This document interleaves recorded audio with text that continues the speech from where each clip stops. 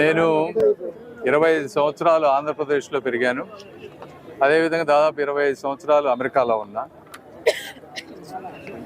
అమెరికాలో కూడా ఒక కామన్ మ్యాన్కి జీవితంలో ఎప్పుడు కూడా ఇబ్బంది ఉండదు, రోడ్డు మీద వెళ్ళేటప్పుడు కానీ ఇంకొకళ్ళ దగ్గరికి కానీ.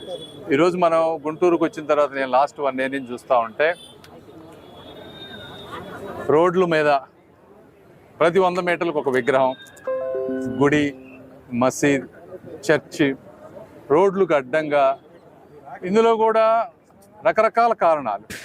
అన్ని పార్టీలు, ఏ పార్టీ అని కాదు, ప్రతి పార్టీకి సంబంధించిన వ్యక్తులు, లోకల్ నాయకులు వారి వారి పరిస్థితులు దృష్ట్యా విధంగా పెడతా ఉన్నారు. పెట్టడంతో గుంటూరు అంతా కూడా విగ్రహాల నగరం అయిపోయింది. ఈ రోజున ఈరోజు ఈ విగ్రహం కూడా ఆవిష్కరణకు వచ్చినప్పుడు ఇది ఎందుకు వచ్చామంటే దీని రోడ్డు పక్కన ట్రాఫిక్ ఇబ్బంది లేకుండా చక్కగా అమర్చారు. ఇది చేసిన వీరికి మనస్ఫూర్తిగా నేను ధన్యవాదాలు. ఎందుకంటే విగ్రహాలు కూడా చాలా ఇంపార్టెంట్. ప్రతి వ్యక్తికి మహానుభావుల వాళ్ళ ఆలోచనలు, ఆశయాలు ఇవన్నీ ప్రతి మనిషిలోనూ ప్రతిబింబిస్తాయి. అయితే నేను పత్రికాముఖంగా అందరికీ, తెలుగుదేశం పార్టీ వాళ్ళకి కానీ ఇంకోళ్ళకి కానీ చెప్పేది ఏంటంటే, దయచేసి మీరు ఎక్కడా కూడా రోడ్డు మధ్య విగ్రహాలు పెట్టి నన్ను పిలవద్దు. మీరు పిలిచినా కూడా నేను రాను అని మీ అందరికీ ఒకసారి మనస్ఫూర్తిగా తెలియజేసుకుంటా ఉన్నాను.